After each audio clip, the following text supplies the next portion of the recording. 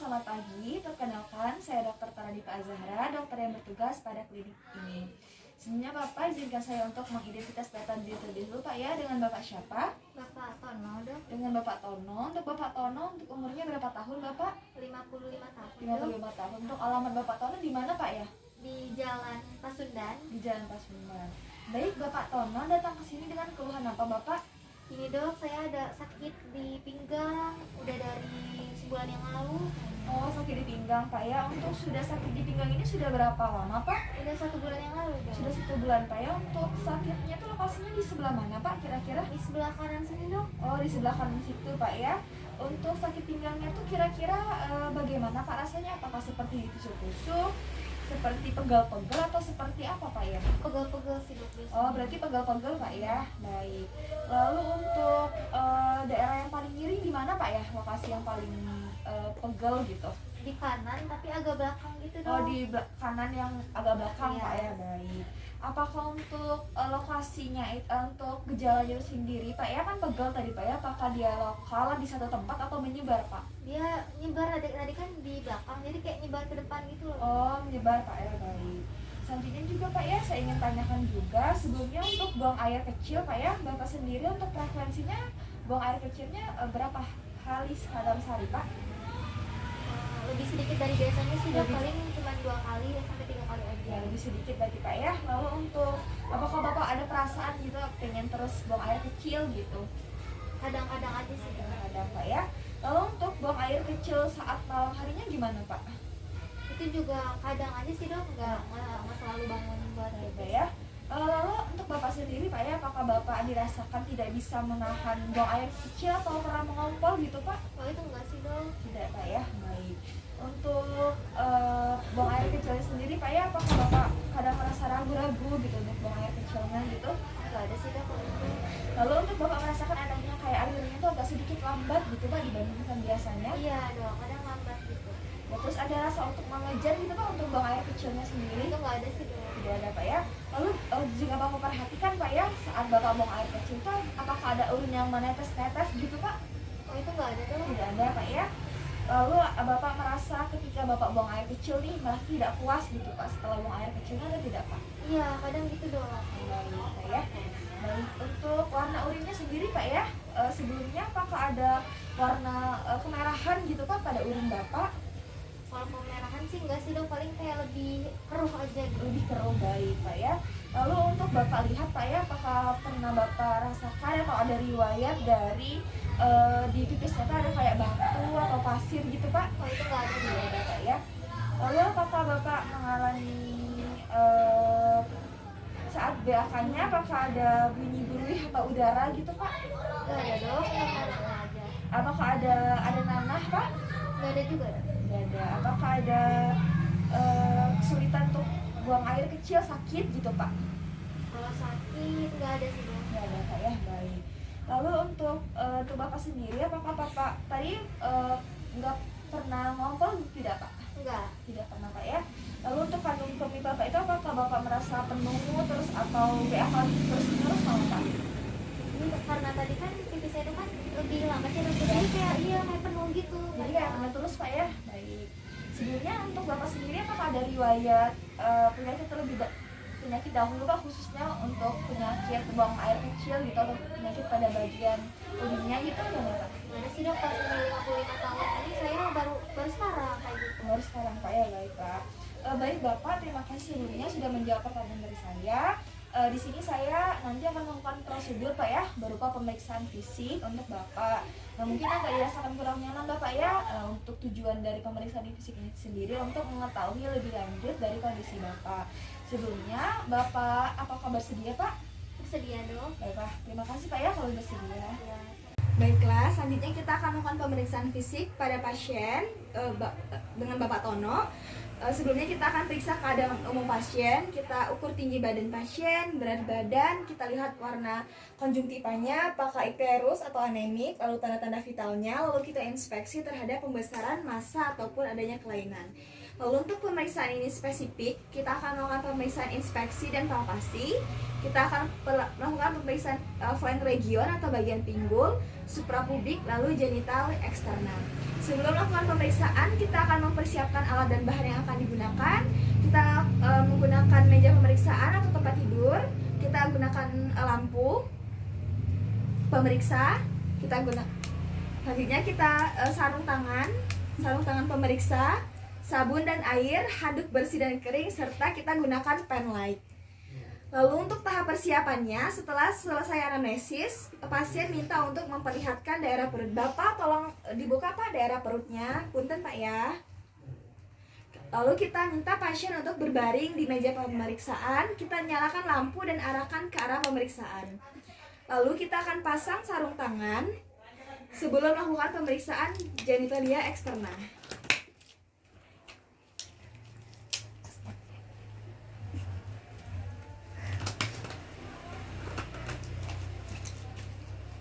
Nah, di sini untuk posisi dari dokternya itu sendiri berdiri di sebelah kanan pasien. Nah, lalu kita inspeksi daerah abdomennya dan suprapubik serta genital eksternanya. Pemeriksaan palpasi ginjal kanan, kita akan palpasi daerah angulus costa vertebral dengan pemeriksaan dua tangan. Di sini kita letakkan tangan kiri tangan di belakang pasien tepat di bawah dan sejajar dengan tulang rusuk ke-12 dengan ujung jari mencapai sudut costa vertebral. Mungkin Pak ya. Sini lalu letakkan tangan kanan dengan lembut di kuadran kanan atas lateral dan sejajar dengan otot rectus di bagian sini. Lalu kita minta pasien untuk menekuk lutut kanannya. Bapak punten agak ditekuk Pak ya lutut kanannya. Setelah itu meminta pasien untuk menarik nafas dalam-dalam. Bapak tarik nafasnya dalam-dalam. Nah, pada puncak inspirasi tekan tangan kanan dengan kuat dan dalam kuadran kanan atas tepat di bawah batas kosta, dan cobalah untuk menangkap ginjal di antara kedua tangan Anda. Coba Bapak ya, tarik nafas dulu Pak ya. Tarik nafas. Nah, di sini kita tangkap ginjalnya. Setelah itu, jika ginjal teraba, gambarkan ukurannya, kontur, dan kelembutannya. Jika tidak ada nyeri tekan, lanjutkan ke tes perkusi kepala tangan untuk menilai nyeri ginjal dengan punten Pak ya. Duduk dulu. Sini. Di sini kita jika tidak ada nyeri tekan, lanjutkan ke tes perkusi kepalan tangan untuk menilai nyeri ginjal dengan meletakkan bola salah satu tangan di sudut costa vertebral dan memukulnya dengan permukaan ulnaris kepala tangan dari pemeriksaan. Maaf Pak ya. Apakah nyeri Pak? Sakit dok. Sakit dok. Lalu di sini kita berbaring lagi Pak. Kita lakukan pemeriksaan pada ginjal kirinya. Sini punten Pak ya. Tarik nafas Pak. Di sini pas dia tarik nafas kita tangkap ginjalnya. Sudah. Kita lakukan kembali pada ginjal kirinya.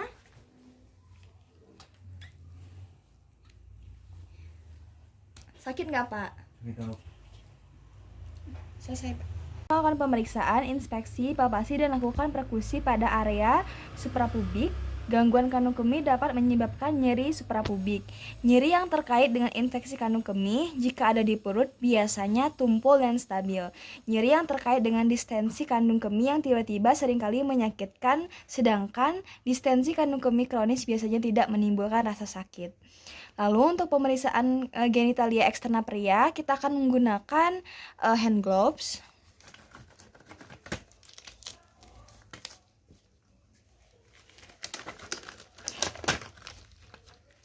Nah, selanjutnya di sini untuk pemeriksaan ini kita lakukan pada penis, kita inspeksi dan palpasi. Kita lakukan pemeriksaan inspeksi dan palpasi terlebih dahulu pada bagian kulit atau verputs atau bagian kulupnya. Di sini jika ada, kita akan menariknya kembali atau meminta pasien untuk menariknya kembali. Lalu bagian glans-nya atau bagian kelenjarnya, kita akan cari ulcer, bekas luka, nodul atau tanda dari peradangan. Lalu untuk meatus uretranya, di sini kita akan perhatikan lokasinya, kompres kelenjar dengan lembut di antara jari telunjuk dan di atas ibu jari di bagian bawah. Nah, manuver ini akan membuka meatus uretranya dan memungkinkan kita untuk memeriksanya. Untuk pelepasan. Lalu untuk jika pasien telah melaporkan keluarnya cairan akan tetapi kita tidak melihatnya, maka kita bisa melakukan strip atau milk batang penisnya dari pangkal sini sampai ke bagian kelenjar. Lalu alternatifnya itu bisa dilakukan sendiri. Lalu untuk palpasi foros, di sini untuk palpasinya itu setiap kelainan pada penis kita palpasi, catat adanya nyeri tekan atau indurasi. Bapak, apakah ada nyeri tekan, Bapak? Tidak ada, Dok. Lalu kita palpasi batang penis di antara ibu jari dan dua jari pertama, catat apakah adanya indurasi. Setelah itu, jika kita menarik kembali kulit katannya, kita akan pasang kembali sebelum melanjutkan pemeriksaan skrotum. Lalu kita lakukan pemeriksaan pada bagian skrotumnya di sini. Kita akan inspeksi terlebih dahulu. Kita palpasi skrotumnya, perhatikan adanya pembekakan, benjolan atau vena. Lalu bagian testis atau epididymisnya, kita palpasi masing-masing testis dan epididymis di antara ibu jari dan dua jari pertama. Lalu kita akan catatan ukurannya, bentuk, konsistensi, dan kelembutan, dan kita rasakan apakah adanya nodul. Lalu kita juga lakukan pemeriksaan termasuk dari vas deferensnya di antara ibu jari dan jari-jari dari epididymis hingga cincin inguinalis superficial, dan perhatikan apakah adanya nodul atau pembengkakan. Lalu setiap pembengkakan di skrotum ini selain testis harus dievaluasi dengan penggunaan tes dari transiluminasi. Nah, sebelumnya kita matikan terlebih dahulu dari lampunya. Setelah menggelapkan ruangan, kita pancarkan sinar senter yang kuat dari belakang skrotumnya. Kita lihat apakah cari transmisi cahaya berupa pancaran merah atau apakah ada cahaya berpendan atau tidak. Jika ada cahaya berpendan, maka tes transiluminasinya itu positif. Nah, selanjutnya kita lakukan pemeriksaan yang kedua, yaitu pemeriksaan genitalia luar wanita atau genital eksternal wanita. Pertama, kita lakukan inspeksi terlebih dahulu seluruh vulva dan perineumnya. Lalu kita pisahkan labium mayor untuk membuka vulva dengan ibu jari telunjuk kiri, kemudian inspeksi meatus uretra dan intoritus vaginanya. Lalu dengan ibu jari dan jari telunjuk kanan kita palpasi kedua sisi labiumnya, kita palpasi bagian labium mayor di area kelenjar Bartholin. Nah, setelah selesai kita akan lakukan pemeriksaan DRE. Alhamdulillah Bapak Tono ya, untuk pemeriksaan fisik dan tanya jawab sudah selesai. Baik Bapak, dari hasil pemeriksaan tersebut dan tanya jawab yang sudah kita lakukan tadi Pak ya, kemungkinan saya menyimpulkan Bapak mengalami penyakit pada saluran kemihnya. Nah, akan tetapi untuk menegakkan diagnosis lebih lanjut Bapak, kita perlu untuk melakukan pemeriksaan penunjang. Sebelumnya Bapak, apakah Bapak bersedia? Iya, bersedia, Dok. Sedia Pak ya, apakah ada yang ingin ditanyakan kembali Pak? Enggak ada, Dok. Tidak ada. Baik Bapak,